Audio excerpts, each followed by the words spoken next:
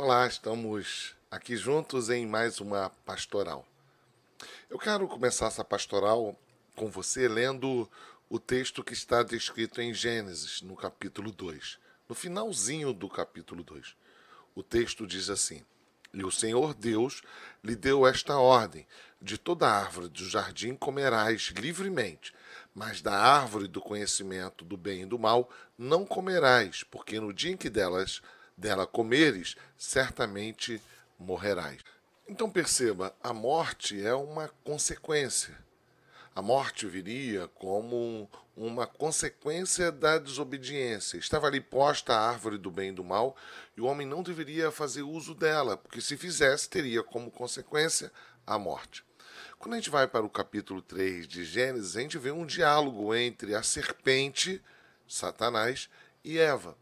E diante da afirmação, ou melhor, da reprodução de Eva acerca daquilo que Deus havia falado, que eles não deveriam comer desta árvore, há, por parte de Satanás, uma relativização. Aliás, mais do que relativizar aquilo que Deus havia dito, ele nega, ele traz uma contra-informação. Ele vai dizer: certamente não morrerás. Nós sabemos que ele é o pai da mentira e aquilo que ele acabara de dizer a Eva era um engano, uma mentira. Eva, junto com Adão, cedem à proposta de Satanás. E o que a gente vai ver que vai acontecer a partir daí é a aplicação da consequência, conforme Deus havia dito que aconteceria caso eles desobedecessem.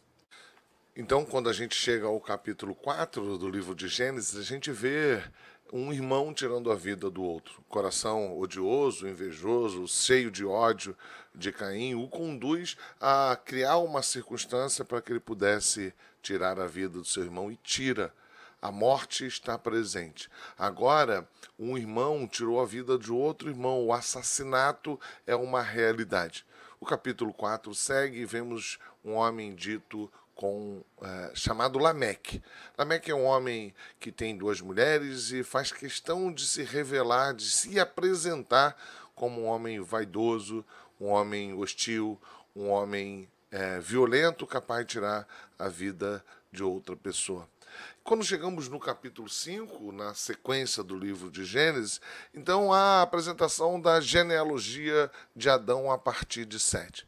O que é interessante você perceber ali no capítulo 7 é que há uma sequência de descrição acerca de pessoas que viveram tantos anos, geraram filhas e filhos e depois morreu.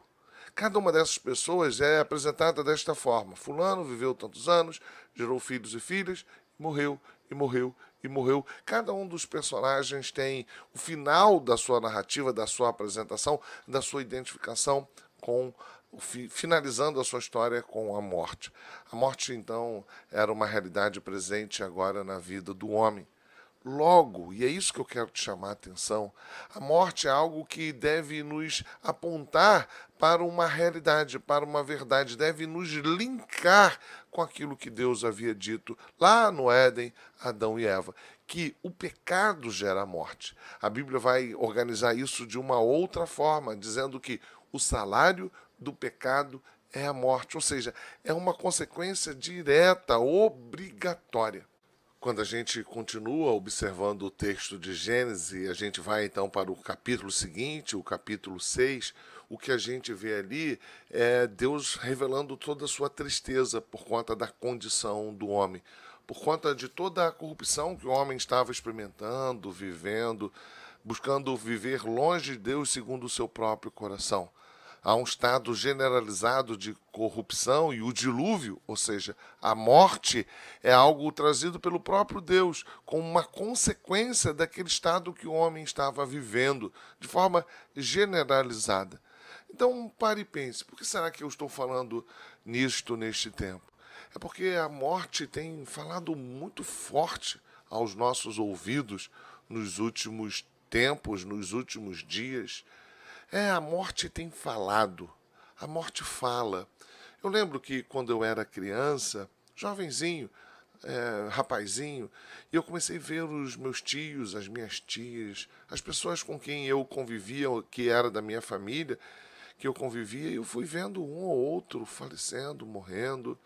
Vi a minha avó, depois minha outra avó, a mãe da minha mãe, a mãe do meu pai, depois a mãe da minha mãe. Eu não conheci o meu avô paterno, nem meu avô materno, mas eu conheci a minha avó materna, a minha avó paterna. Eu pude ver então tios, as minhas avós, as pessoas irem indo embora. Depois eu vi os meus irmãos, os meus sogros, eu vi também os meus pais, eu vi pessoas que eu amo partindo, indo embora. E aquilo tudo ia falando ao meu coração como uma mensagem que me colocava diante de uma realidade muito dura, que fala acerca da realidade humana e também a respeito da minha própria finitude na Terra. Mas eu confesso a você que os últimos dias, os últimos tempos têm me chamado muito a atenção. Essa história recente de uma pandemia, de um estado de uma saúde pública generalizada, onde as pessoas estão vivendo uma situação de caos, de não controle sobre a saúde, é algo que faz com que a gente perceba que há um grande número de pessoas morrendo. Todos os dias, em todos os lugares, como eu nunca vi. Além disso, pessoas públicas, pessoas que nós conhecemos por causa do cinema, do teatro, da televisão, pessoas que, embora nós não conheçamos de perto, na convivência, de alguma forma elas nos parecem íntimas, porque elas fizeram parte de alguma forma da nossa vida, da nossa história. E essas perdas vão falando, a morte está falando conosco. Se não bastasse isso, cada hora, cada momento a gente ouve falar de um irmão querido, de uma irmã, de um pastor, de um amigo, de um missionário. Pessoas que vão indo embora, partindo. O pai de uma irmã, a mãe de um irmão, pessoas idosas, pessoas novas. E tudo isso não pode ser despercebido. Não pode ser deixado de lado como se fosse algo insignificante. Obviamente, primeiro pela perda das pessoas, pela dor que as pessoas estão sentindo, mas no sentido maior, amplo, no significado de tudo isso. A morte fala. A morte fala e nos faz lembrar que ela é consequência de um estado decaído, de um homem que decidiu viver longe de Deus. A morte fala e revela a nossa condição, não só biológica, mas espiritual. E diante dessa realidade, eu preciso chegar a algumas conclusões para que faça sentido o tempo que eu estou vivendo. E para mim, eu chego a duas conclusões muito rápidas, claras, evidentes para mim. Uma é de que esse é o estado natural do ser humano. Essa é a situação, aquela que foi descrita lá em Gênesis. Olha, não coma da árvore do bem e do mal, porque se você comer, você vai morrer. A morte é uma consequência do estado natural do ser humano. É como um emblema, é como um estandarte daquilo que nós somos, daquilo que nós vivemos. Pecadores que decidiram, pela sua própria responsabilidade, viver longe de Deus. A morte é o nosso salário, é o que nós recebemos como resultado das nossas escolhas. É um emblema acerca de como é o nosso coração, como a nossa vontade é corrupta, como nós somos perversos, egoístas. A morte, o estado da morte, é o emblema daquilo que já está presente em nós, daquilo que nós somos. Isso é muito triste, mas é real, é verdadeiro. Eu não estou falando de uma morte física daquele que desce à sepultura. Eu estou falando de um estado, de uma identidade, de uma realidade, de pessoas, de seres existentes, agora e na eternidade, que no estado de morte estão longe de Deus. E de outro lado, isso me faz lembrar acerca do Evangelho. A única mensagem que é uma contraproposta a essa realidade, que é uma contra-informação acerca desta informação. A esperança diante de uma situação é irresistível a todos, a qualquer um. Todos experimentarão a morte. E a única resposta para essa circunstância, para essa realidade, para essa consequência, para aquilo que a morte está falando, é o Evangelho. O Evangelho nos apresenta a vida. A possibilidade, pela morte de Cristo Jesus, que os nossos pecados sejam perdoados e nós reconciliados com Deus, e por meio da sua ressurreição, a certeza da vida. Diante disso tudo, eu continuo ouvindo a morte. O Evangelho me alcançou. Eu tenho certeza que os meus pecados foram perdoados, que os meus pecados serão perdoados. Eu tenho certeza que, como Cristo ressurgiu, eu também vou ressurgir.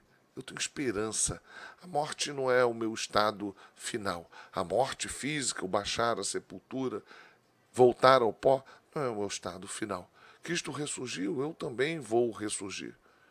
Mas diante disso tudo eu chego a uma conclusão ainda derradeira, final, para que a gente possa terminar esta pastoral. As pessoas continuam morrendo. As pessoas continuam sem esperança. Diante dessa realidade que está açoitando, esbofeteando a face das pessoas, eu tenho uma resposta para elas. O Evangelho, a esperança, a vida. Eu fui alcançado por isso. E eu tenho obrigação a dizer, diante desse estado que parece se intensificar, a morte está falando como nunca eu ouvi falar. A morte está gritando como eu nunca ouvi ela gritar. Há uma esperança. E a esperança é Cristo Jesus, crucificado e ressurreto. E eu preciso falar isso para as pessoas. Você precisa falar isso para as pessoas. Nós precisamos comunicar a essas pessoas esta palavra de esperança. Porque creia, acredite, de uma forma ou de outra, dentro de um escopo religioso ou de outro, dentro de um ceticismo ou não. Todo mundo tem ouvido a morte falar. E o som da morte é muito triste. A fala da morte é desesperançosa. Mas nós temos a esperança. Saiamos, propaguemos a vida. Cristo Jesus.